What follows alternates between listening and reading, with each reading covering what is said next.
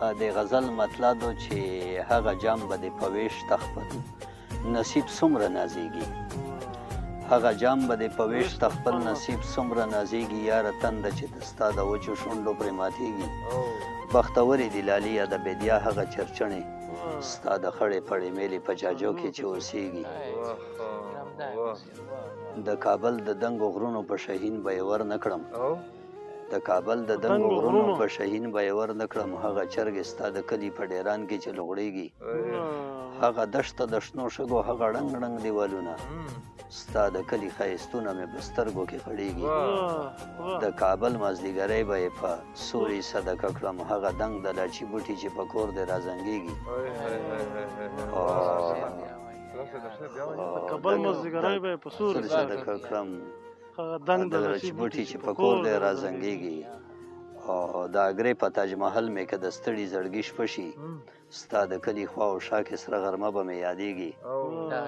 په تاج محل مې که د ستړي زړګي شپه شي ستا د کلي خوا او شا کې سره غرمه به مې یادېږي او ای زما د خړې پړې د خټکو ځمکې ګله دا چراغ د انتظار به مې د ستا په نوم بلیږي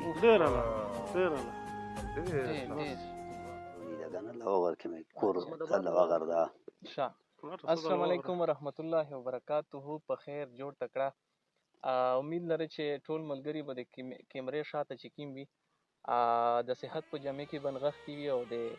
ژوند ښې شېبې به تېروي ملګرو نن راغلي چراغ صاحب ته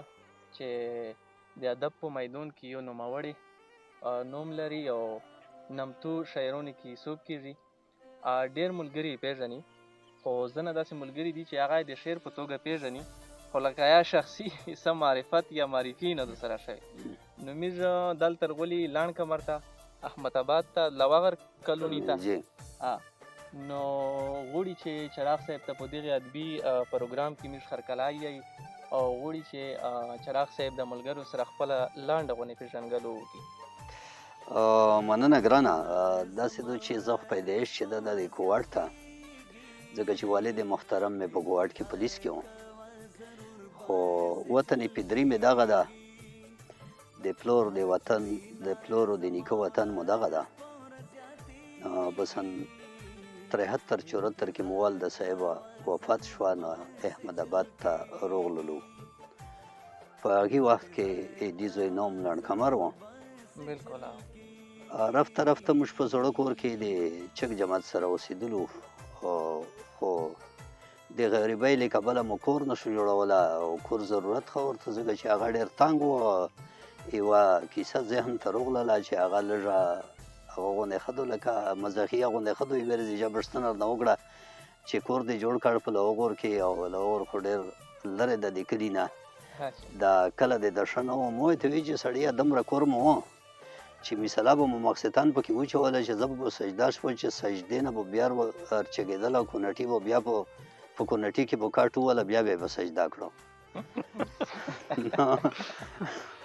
دومره زوی نه و پکې چې موږ مثاله پکې اچولې وه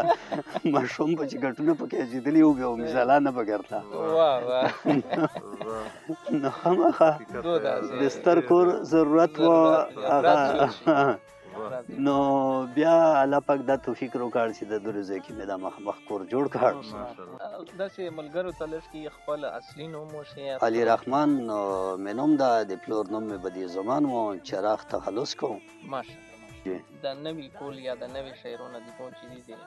د شعر سره علاقه چې کوم لري کنه هغې دپاره څه داسې بنیادي خبرې ضروري خبرې لوازمات چې هغه شاعرۍ په میدون کې نه وي دي دې دپاره څه داسې توصیې لرئ چې یاره دا چې وشي دي څه نه څه دی په هغې کې یي چې د پیر نه نستی پیر نه لوستی وای دومره نه ده ضروري لکه پیر سره چې نستی ضروري ده پیر نه پیر سره پیر لوستی وای دومره نه ده ضروري لکه پیر سره نستی ضروري ده چې ته یو کامل سړي سره چې دومره دی کښېني چې لیار وینه متعین کی او هر څوک دومره معتبر شوی ده چې یی چې مو چې کومه لیار متعین کړې ده دا زه عقل سلیم په ګدۍ باندې نوسته نو ځان چې کامل وګڼې بیا کامل خو کامل وي او خطو دی نو کزون دی یاری که چېرته یو کامل کس ځون ته وکسي یو ښه استاد چې هغه په دې شاعرۍ په نیم ادب چوکاټ باندې پوه وي داسې دو چې که ادب کې یو روح ته یو جسم ده په جسم خو به ته پوه شې زه نه په انګریزي کې دوه ټکي وي د استعمالي شي یو پرنسپل اف لټریچر دی یو سینس اف لټریچر ده دا سینس اف لټریچر دا ګاډ ګفټډ ده او دا پرنسپل اف لټریچر خو به تاسو دا کې خو سینس اف لټریچر چې نوی درکې لکه روح باندې چې نه پیژې په جسم باندې پیژندګلي دومره نوموړی نه وي د غزل غوښتنه کوي غزل نو بس غزل خو د مو په مختلف اسالیب کې دي چې تا زوړ اسلوب ده چې تا نوه اسلوب ده چې تا لږ فلسفیانه ټچ ده چې تا رومانټیک ټچ ده خو مختلف د مو د مختلفو ادوارو مختلفه شاعري ده خو چلو اوس ټولو باندې خو مجلس نشو کولی لنډ وخت او لنډې خبرې دا یو غزل وروړی دی چې خفه وي په تا پسې زړګی په مازدیګر کې خفه وي په تا پسې زړګی په مازدیګر کې په تا پسې یو کس وي لیونی په مازدیګر کې خفه وي په تا پسې زړګی په مازدیګر کې په تا پسې یو کس وي لیونی په مازدیګر کې تمامه شپه د ستا د کوڅې غنو ته دعا کړم تمامه شپه د ستا د کوڅې غنو ته دعا کړم چې مات مې شي په خپه کې یو ازغی په مازدیګر کې او یو ټنګ رباب ته ورکړه ادم خانه مازدیګر دی یو ټنګ رباب ته ورکړه ادم خانه مازدیګر دی را درومي دغه غر ته درخانه په مازدیګر کې مننه د زړه درزای تا ته اورېدی شي او که نه شي د زړه درزای تا ته اورېدی شي او که نه شي تېرېږي په کوڅه د یو سړی په مازدیګر کې او رایاد کړي ماته ستا د کلي دنګ دنګ چنارونه رایاد کړي ماته ستا د دنګ دنګ چنارونه او روانې چې شي جالو ته مرغۍ په مازدیګر کې او تا څه کړله اسمانه ستا سپوږمۍ د څوارلسمې تا څه کړله اسمانه ستا سپوږمۍ د څوارلسمې راځي څوارلس کلنه یوه سپوږمۍ په مازدیګر او تا څه کړله اسمانه ستا سپوږمۍ د څوارلسمې او راځي څوارلس کلنه یوه سپوږمۍ په مازدیګر کې او پرېوځي یوه سترګه مازدیګر د غره په څوکو غورځېږي بلکې دا چې داسې شي چې غورځېږي یوه سترګه مازدیګر د غره په څوکو راخیږي یوه پیغله په بالای په مازدیګر کې پیغله په بالای په مازدیګر کې غورځېږي یوه سترګه مازدیګر د غره په څوکو راخیږي یوه پیغله په بالای په مازدیګر کې د چا سترګو مې لوټ کړله خاني زه یې فقیر کړم د سترګو مې لوټ کړله خاني زه یې فقیر کړم دا چا راکړو کچکول د ملنګۍ په مازدیګر کې او زه چاته چراغ بل کړم خدایه چې ماښام شي خدایه چې ماښام شي زه چاته د دیدن وکړم زاری په مازدیګر کې مننه چراغ صاحب نن ماشاءالله میندله ده مسلسل غزلې به خو مینه اوري پرسا صاحب دی سراغ همدرد صاحب ده چراغ صاحب په شاعري خو ماشاءالله مو چې څومره د پرسا صاحب د همدرد صاحب د انداز سروېدلې دو او ډېرې داسې کړي که نه خواهش مو چې لکه روشي تو سره مرکه وکړي لږ کې لیده کته وشي په کوم صنف کې مو ډېره چار کړی دو مو غزل ډېر لیکلی ده غزل مې ډېره چار کړی دو خو لکه چې یو کس وي په غزل کې بیا هغه زور وي خو په نظم کې هغه زور نه وي په نظم کې زور وي خو بیا یې په نثر کې نه وي او انشاءالله چې زه چې کوم صنف مې لیکله دا د مو د خولې خبره نه ده که هغه مو په اردو کې لیکله که هغه مو په پښتو کې لیکله ده نو ملګري یې ډېر زیات خوښوي د ننني دور کې چراغ صاحب نن سبا شاعرۍ معیار تاسې په کوم نظر ګورئ چې آیا د شاعرۍ معیار اوس یا شته ده یاره یا جی به ښه شي یا به روشي زه خو یم چې نه به روشي ځکه چې د چا سره نوه خیال نشته او که بیا نوه خیال نه وي سره زوړ خیال دی وي خو چې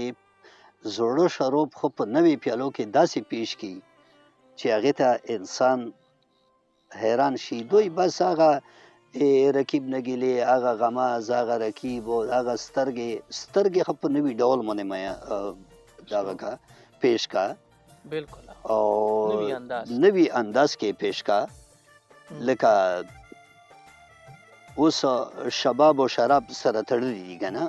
اوس دې ته مو یو تاریخي رنګ ورکړی ده لکه مو یو شعر ده چې تاریخ ته مسه شوی د شباب زما په لاس کې تاریخ ته مسه شوی د شباب زما په لاس کې چې نه وینې رباب او یا شراب زما په لاس کې تاریخ دې مسه مسخ شوی د شباب زما په لاس کې چې نه وینې رباب او یا شراب زما په لاس کې باڼه مې په لاس لاړل ما یې مخ ته ګوتې وړې باڼه مې په لاس لاړل ما یې مخ ته ګوتې یوړې خنجر کړو پیوسته خانه خراب زما په لاس کې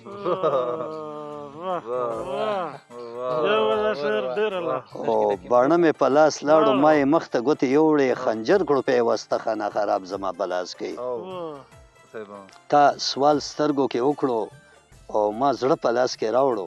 د ستا د سترګو دغه و جواب زما په لاس کې لکه زبان دوه قسمه ده یو زبان کال ده یو زبان حال ده کله کله زبان حال سره څوک وایي نګي ته په زبان حال سره څوک وایي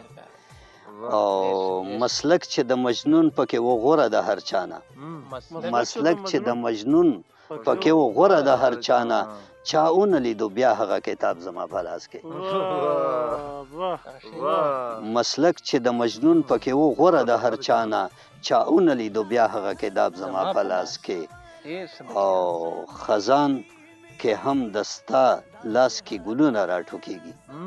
خزان کې هم دستا لاس کې ګلونه راټوکېږي سپرلي کې مړاوي شي ګلاب زما په لاس کې سپرلي کې مړاوي شي ګلاب زما په لاس کې نصیب به غلامۍ کې ستا د مصر سلطنت شي نصیب به غلامۍ کې ستا د مصر سلطنت شي تعبیر که د یوسف شي د خواب زما په لاس کې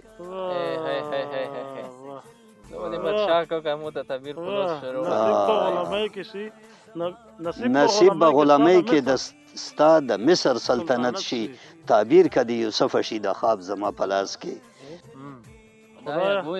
څه دی یم له اوره پیدا کړی دا زړه د عاشق ولې شو کباب زما په لاس کې ولې شو کباب زما په لاس کې خدایا ګویا څه دی یم له اوره پیدا کړی دا زړه ولې شو کباب زما په لاس کې د وخت هر یو فرعون بلاهو پرودې نیل کړم د وخت هر یو فرعون بلاهو پرودې نیل کړم خدایا که څو ورځې شي عذاب زما په لاس کې د وخت هر فرعون به لهو پر دنیل کړم او خدایا که څو ورځې شي عذاب زما په لاس کې او چراغ مې په ورغوي کې نیولی دی ملګرو چراغ مې په ورغوي کې نیولی دی ملګرو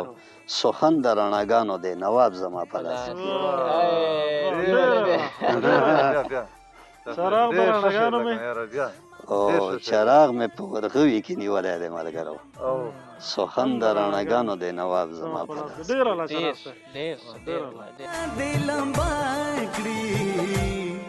داسې مایا چې هیڅ ترې نه جوړي